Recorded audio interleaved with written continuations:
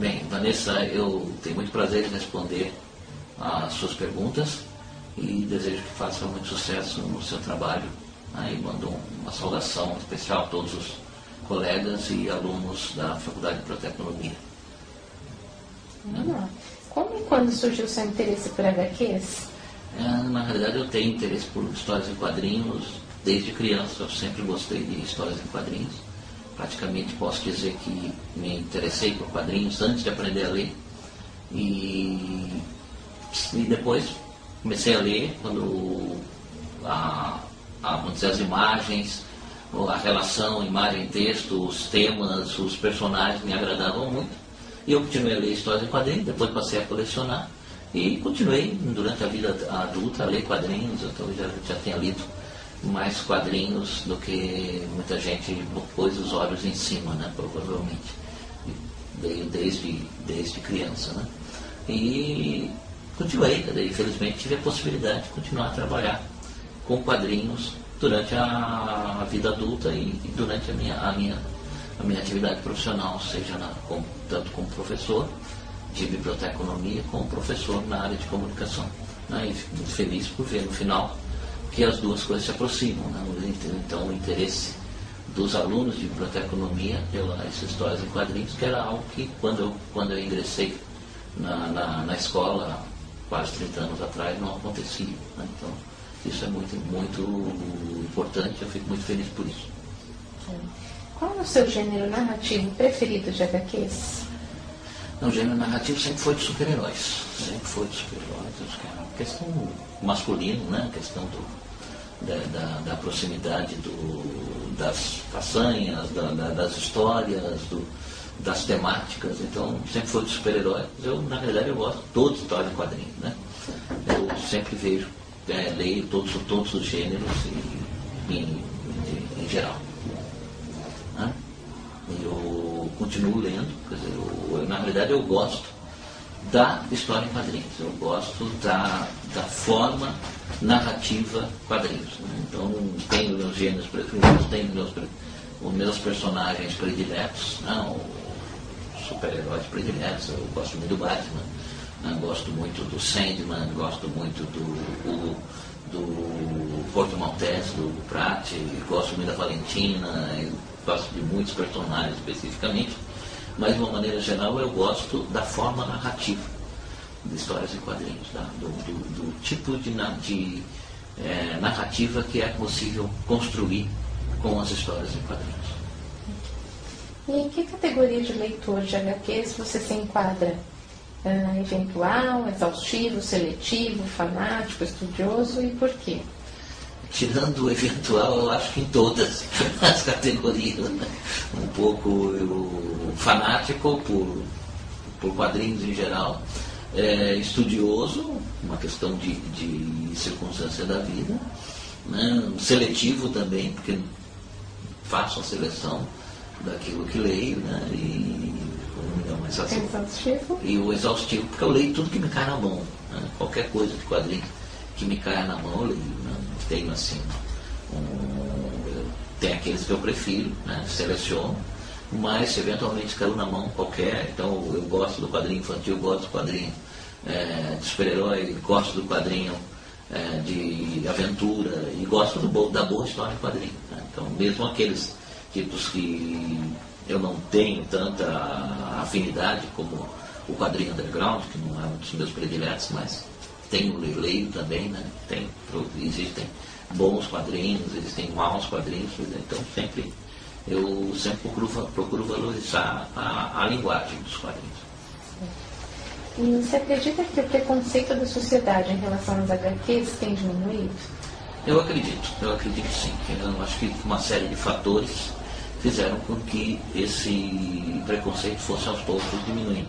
Quer dizer, um fator básico é que, como eu sempre brinco, aqueles que eram contra as histórias em quadrinhos envelheceram e muitos deles morreram. Então ficou mais fácil, né? Você diminuir o número de pessoas e outras pessoas que são mais favoráveis aos quadrinhos tiveram a possibilidade de conviver com os quadrinhos e ficar mais familiarizadas com eles.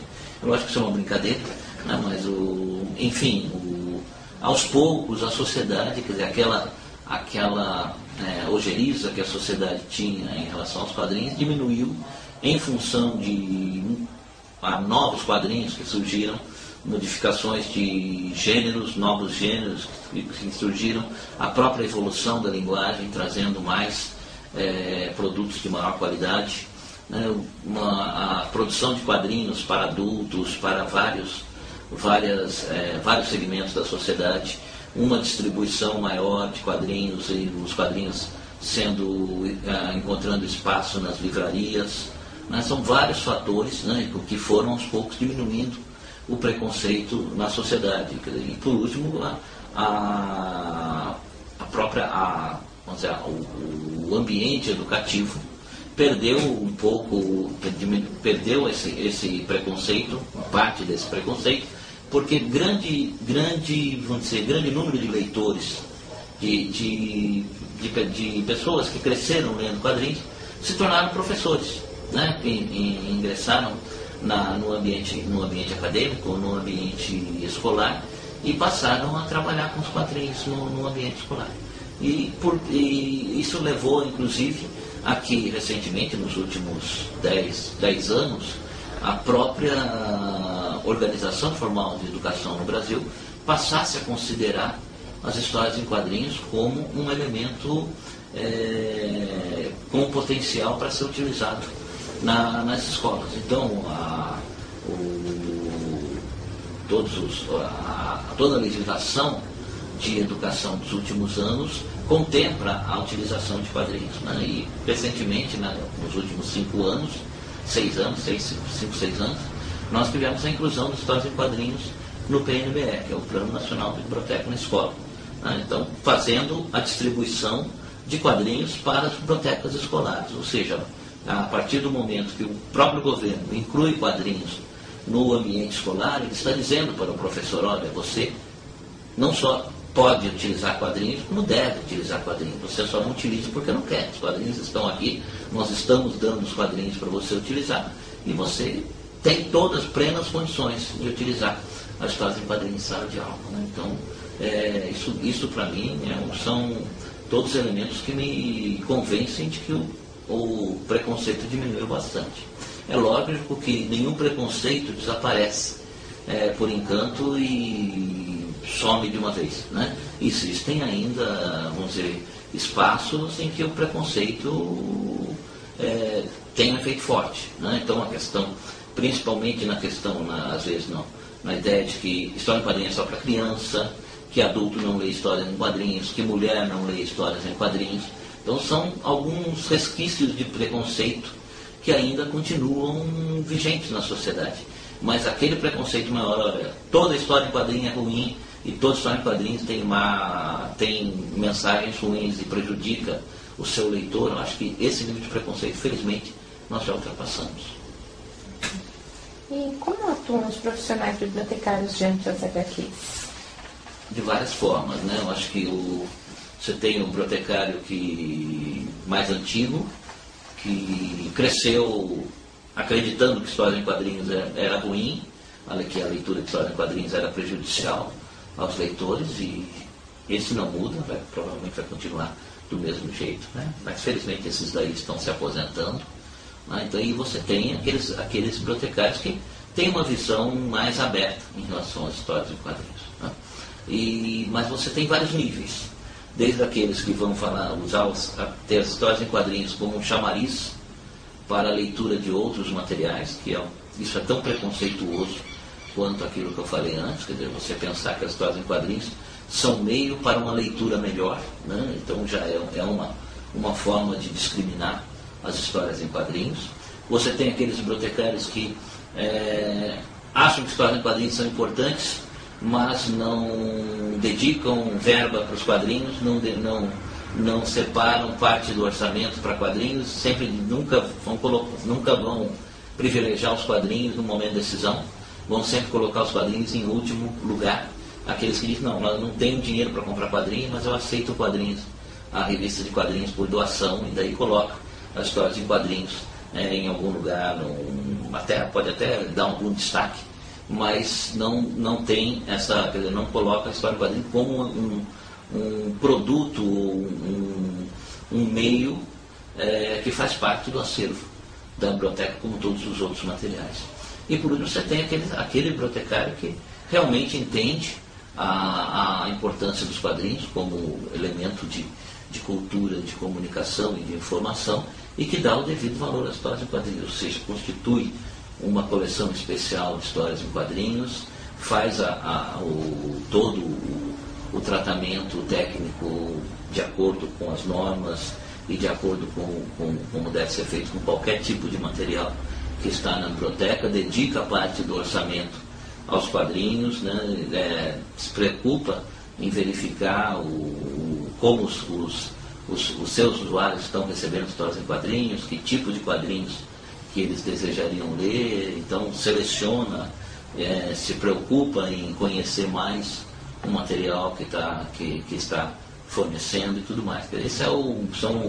Infelizmente não são poucos os bibliotecários que chegaram nesse nível, mas eu acho que aos poucos, com o tempo, o número de bibliotecários que tem essa preocupação em dar uma atenção aos quadrinhos equivalente a que dá aos outros materiais, vai crescer. Eu não quero que os bibliotecários deem aos quadrinhos mais importância do que dão aos filmes, aos vídeos, aos livros. Eu quero que eles coloquem no mesmo nível de importância, né? Que reconheçam que existe um grupo de pessoas que se interessa por quadrinhos, que gosta de quadrinhos e que se beneficia da leitura de quadrinhos e que deem aos quadrinhos o mesmo tratamento que dão a todos os materiais que interessam à comunidade. Conte-nos o principal objetivo do Núcleo de Pesquisas de Histórias em Quadrinhos, NPHQ, e de qual forma vocês trabalham essa questão. Bem, o principal objetivo que hoje chama Observatório de Histórias em Quadrinhos, naquela época, há muitos anos foi criado como núcleo de pesquisa, mas atualmente se chama Observatório de Histórias em Quadrinhos, pesquisar tudo que se relaciona com as histórias em quadrinhos, né, em todos os seus aspectos, e principalmente no que diz respeito ao seu impacto na sociedade. Né? Então, temos a história em quadrinhos como elemento de pesquisa, né, e todas as relações que as histórias em quadrinhos podem ser feitas em torno das histórias em quadrinhos. Né? Lógico que estando numa escola de comunicação, o viés maior vai ser o da comunicação. Então, a história em quadrinhos como meio de comunicação de massa, como um meio de transmissão de cultura. Mas também os aspectos educativos nos interessam, os aspectos sociais, os aspectos econômicos nos interessam. Não? Então, principalmente nós temos dedicado à pesquisa de quadrinhos no nível de mestrado e doutorado, vários trabalhos já realizados. Temos nos dedicado à divulgação da produção brasileira, tanto no Brasil como no exterior, com uma reflexão sobre a produção brasileira, a valorização dos autores nacionais, a valorização da produção nacional, seja a produção comercial como a produção alternativa, né? E temos nos preocupado em principalmente sermos um fórum permanente de discussão sobre histórias em quadrinhos dentro da Universidade de São Paulo. Né? O observatório foi criado em 1990, já são 22 anos de atuação, né? E temos reuniões mensais, um grupo constante, um grupo de pessoas que vêm de maneira esporádica, mas é um trabalho que, felizmente, tem conseguido se manter até hoje. Né? E nos últimos anos, a aceitação tem crescido bastante, o interesse pelas histórias em quadrinhos e pelo observatório na própria Universidade de São Paulo tem se ampliado para várias outras áreas que não apenas a Escola de Comunicações. Ok. O senhor me informou na sua resposta anterior, mas apenas para reforçar, há quanto tempo existe o observatório, quantas pessoas fazem parte dele atualmente e qual o perfil desse grupo? O observatório, como eu falei, existe desde 1990. Nós temos professores, alguns da escola, outros de outras universidades, né, que são, vamos dizer, os nossos pesquisadores sênior, né, que são o professor Roberto Elísio, o professor Paulo Ramos, né, a professora Selma Meirelles, a Selma Meirelles aqui da USP, o Paulo Ramos da Unifesp, o professor Roberto Elísio da Universidade de São Caetano. Temos professores que estão ligados ao observatório, mas que não são de São Paulo, então professores em João Pessoa, professores em Goiânia, professores em Curitiba, que estão ligados ao observatório, mas que estão em outros locais. Temos os alunos de pós-graduação do observatório, que são os meus orientandos, de uma maneira geral, e temos alunos de graduação da Universidade de São Paulo, que se interessam muito por quadrinhos, e pessoas que não estão no ambiente universitário, mas gostam da discussão sobre quadrinhos e que vêm periodicamente nas nossas reuniões. Então, de uma maneira geral, nós temos entre 20 e 30 pessoas envolvidas com o observatório. Você não acha que uma das grandes causas de rejeição dos gibis pelos profissionais da informação pode ser pela falta de uma classificação específica para esse tipo de material informacional?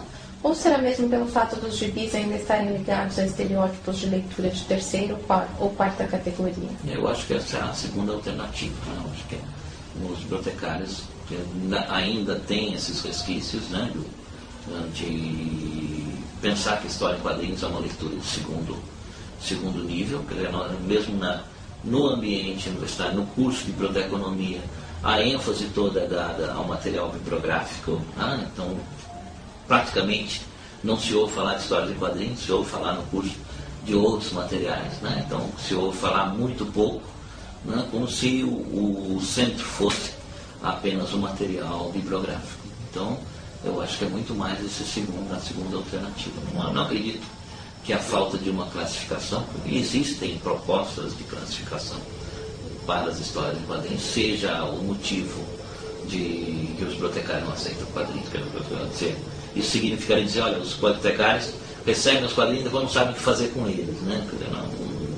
Seria, eu acho que, subestimar a inteligência e a capacidade dos bibliotecários. Eu não acho que os bibliotecários não tenham os quadrinhos nas bibliotecas por incapacidade de tratar os quadrinhos, mas por desinformação, por falta de familiaridade com as histórias em quadrinhos. À medida em que os bibliotecários se familiarizem com o meio, né, passem a conhecer mais as características dos quadrinhos, conheçam os meandros da produção e as características dos leitores, eles certamente vão poder realizar um trabalho melhor, vão perder o medo em relação ao material e vão poder prestar um grande serviço, tanto às histórias em quadrinhos como à sociedade em geral. Ok, professor, agradecemos a sua colaboração. Eu que agradeço.